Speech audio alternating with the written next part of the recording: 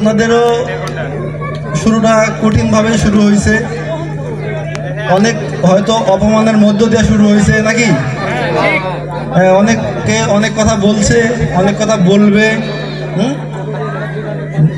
এর মধ্য দিয়ে নিজের যে লক্ষ্য, সেই লক্ষ্য ঠিক রাখে যারা কাজ করবে তারা হবে সাকসেস। আর যারা অন্যের কথা শুনে ভেঙে পড়বে তারা কি কখনো সফলতা দেখতে পারবে? দেখতে পারবে না।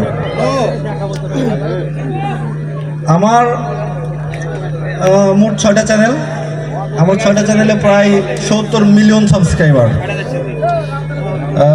তো এটা তো কিন্তু একদিনে আসেনি, আমাকেও এই ধরনের কথা শুনতে হয়েছে, তারপরে সব কিছু নীরবে সহ্য করে কাজ করে গেছি, বিদায় আজকে চ্যানেলে 70 মিলিয়ন সাবস্ক্রাইবার আসছে। তা না হলে কি আসতো? আসতো না।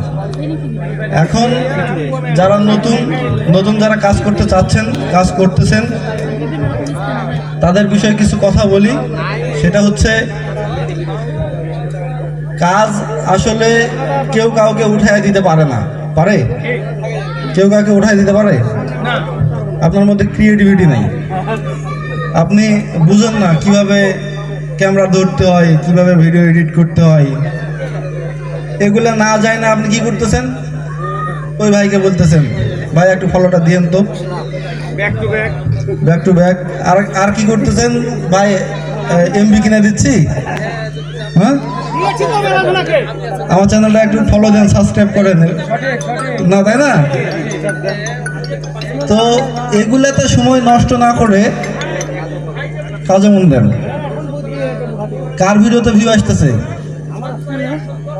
ভাই ওই অমুকের ভিডিওতে ভিউ আসতেছে, আমারটাতে কেন আসে না? বলেন না, হয় বলেন না আপনারা?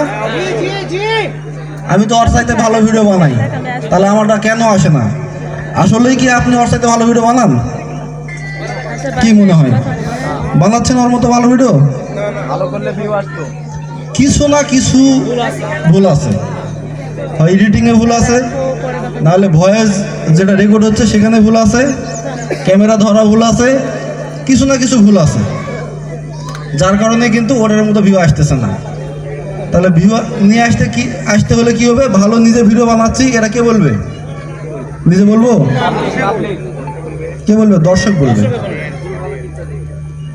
আপনি ভিডিও শেয়ার দিলেন, একজনের ইয়াতে ভিউ আসলে কয়টা? একজনকে ভিডিও শেয়ার দিলে কয়টা ভিউ আসে? একটা ভিউ আসে, তাই না? কন্টেন্ট যদি আপনার ভালো হয়, রিচ করে, তাহলে একদিনে ভিউ আসে 70 মিলিয়ন, আসে না?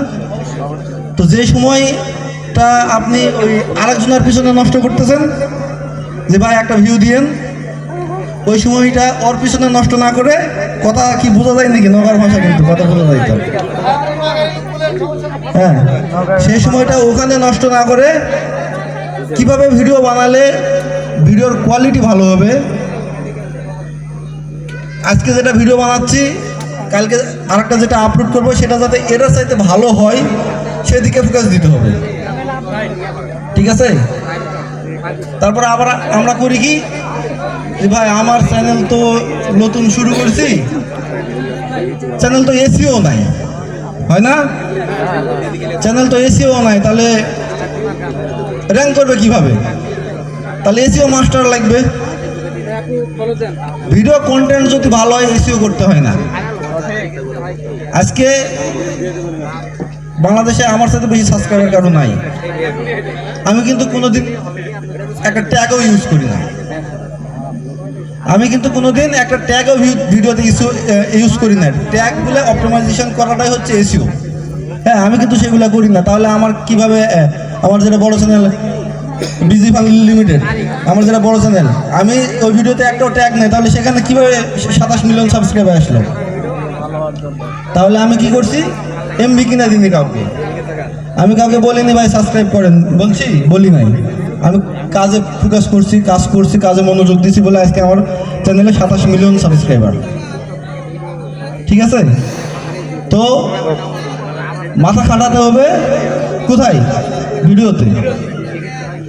ভিডিওর কন্টেন্ট কোয়ালিটির দিকে প্রথম অবস্থায় হ্যাঁ ভুল থাকতে পারে, যে আমার ভিডিও আমি ভালো বানাতে পারি না ভাই। প্রথমে আমিও যখন ভিডিও বানাইছি তখন ওই ভিডিও নড়বড়ে ছিল, ক্যামেরা কাঁপতো, ঝুঁকতো, ভালো ক্যামেরা নাই, এরকম হতো প্রথমে। কিন্তু এটা হবেই, এটা স্বাভাবিক।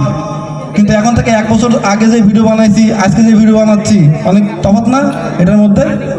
আপনাদেরও আসবে। অনেকে বলে না যে ইউটিউবার হতে গেলে 2 বছর কাজ করতে হবে, শুনছেন তো আপনারা?